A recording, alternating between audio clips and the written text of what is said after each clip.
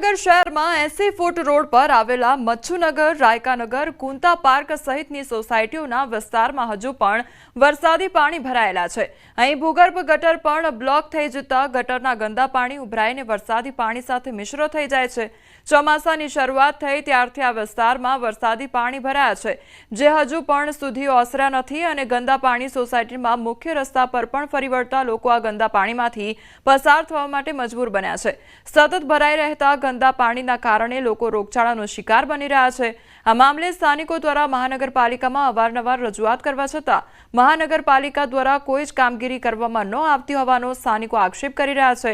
આ વિસ્તારમાં 10થી વધુ સોસાયટીના 700થી વધુ 3 માસ કરતાં વધુ સમયથી પારાવાર હાલાકીનો સામનો કરી રહ્યા છે।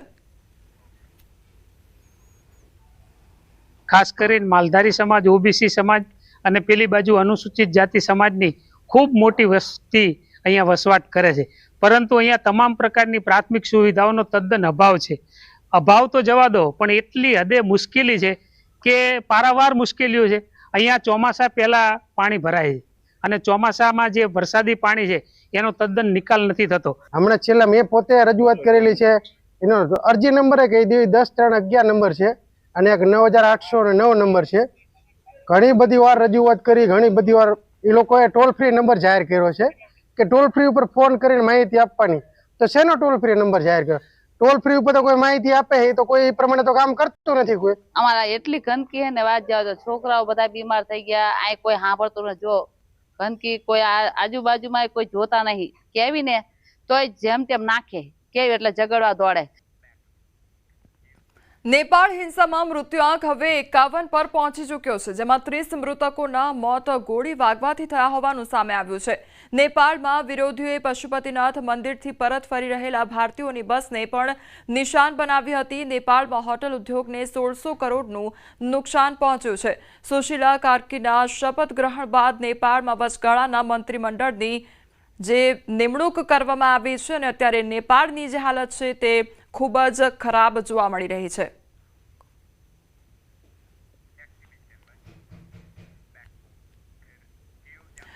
તો નેપાળની વાત કરવામાં આવે તો નેપાળમાં અત્યારે જે હિંસાનો માહોલ જોવા મળી રહ્યો છે, ચારે બાજુ જે ફસાયેલા લોકો છે તે અત્યારે ગરબા ગાઈ રહ્યા હોય તે પ્રકારના દ્રશ્યો સામે આવ્યા છે।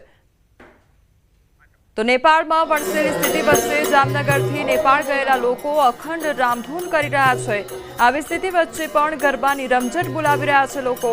જામનગરના જોડિયા પંથકમાં આવેલા હડિયાણા ગામના 14થી 15 વડીલો પણ નેપાળના કાઠમંડુમાં આવેલ પશુપતિનાથ મહાદેવ નજીકની હોટલમાં રોકાયા છે।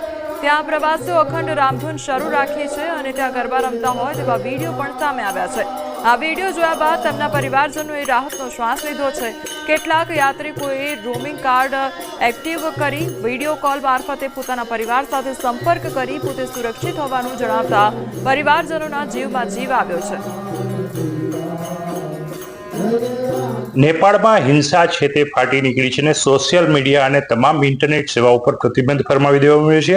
અરાજકતા વચ્ચે જામનગરના હડિયાણા ગામના જે વૃદ્ધો છે, વડીલો છે, તે રામધૂન માટે ત્યાં પહોંચ્યા છે અને રાજકોટ જિલ્લાના જે ટીમ છે તેની સાથે આ લોકો ગયા છે। ત્યારે હડિયાણા ગામના જે વતની છે, જેમના પરિવારજનો છે, આપણી સાથે છે। શું કહેશો, કેવી પરિસ્થિતિ નેપાળમાં અને કેટલા લોકો હડિયાણાથી ગયા છે? હડિયાણાથી 15-16 જણા ગયા છે। પેલા નેપાળની પરિસ્થિતિ બહુ જ ખરાબ હતી। અમને એવું લાગતું હતું કે અહીંયા તો જ્યાં સમાચાર રોજ જોતા હતા અમે, એટલે અમને એવું લાગતું હતું બહુ જ એમાં અમને ચિંતા થતી હતી। પણ રોજ અત્યારે ફોન આવે છે ને કહે છે કે અમને કોઈ જાતની ચિંતા નથી, રામના ભગવાનના નામ લે છે, અમને કોઈ જાતની ચિંતા નથી। શું નામ છે? કેટલા લોકો ત્યાં ગયા છે અત્યારે? અત્યારે અમારા ગામના 15થી 16 જણા ગયા છે।